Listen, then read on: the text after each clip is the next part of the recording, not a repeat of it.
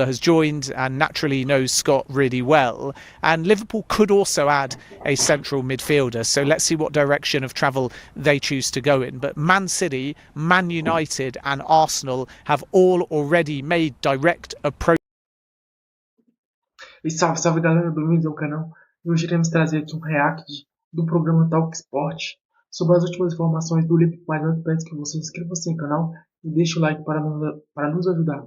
Approaches to Bournemouth for Alex Scott to understand the situation, and Bournemouth's response has been that Alex Scott is not for sale. So the market continues to hot up, and no doubt we're also going to see a little bit of movement from outside of England too. And just finally, I want to touch upon Yan Diomande and Magnus Akliush. With Magnus Akliush, advanced talks are underway and the player is keen on the move, and PSG want to do that deal and Yan Diomande. So these are not separate cases, these are two transfers that PSG would hope to pull off. With Yan Diomande, negotiations are being led by Nasser Al Khalifi. The player has already communicated that he wants to join and has agreed terms on a 5-year contract, and Leipzig have said publicly the asking price is 130 million euros and that they don't wish to sell. But what I can tell you is PSG are making progress. They have already had verbal discussions over a total package of roughly 100 million euros, and there is optimism within PSG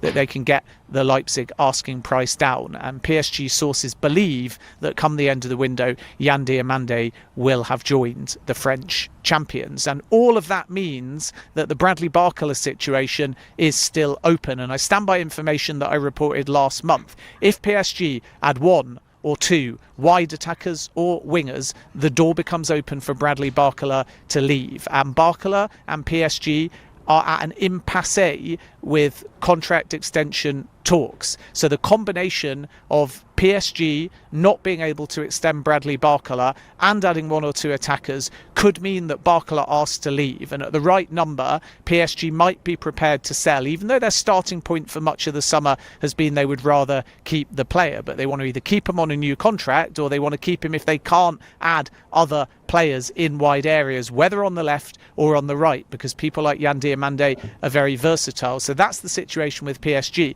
and Liverpool and Arsenal are the two clubs to watch. Arsenal want Morgan Rogers, but Bradley Barcola is also on their list, and Liverpool and Bradley Barcola could be a developing story as well. He is high in their thinking as Liverpool look to add another attacker in addition to Victor Munoz. So lots happening, lots of dominoes that need to fall, and along with the transfers, Maurizio Pochettino, who made a little cameo just a moment ago on the window, an exclusive first, a manager coming on the window, and we will be following Pochettino and the US men's national team over the course of the next 2 days, because they are building up on the 6th of July to that huge round of 16 game against Belgium, and we will have full match commentary of that on Talk Sport. Thanks for joining me on the window. All the latest transfer news available on our rolling blog talksport.com plus on air.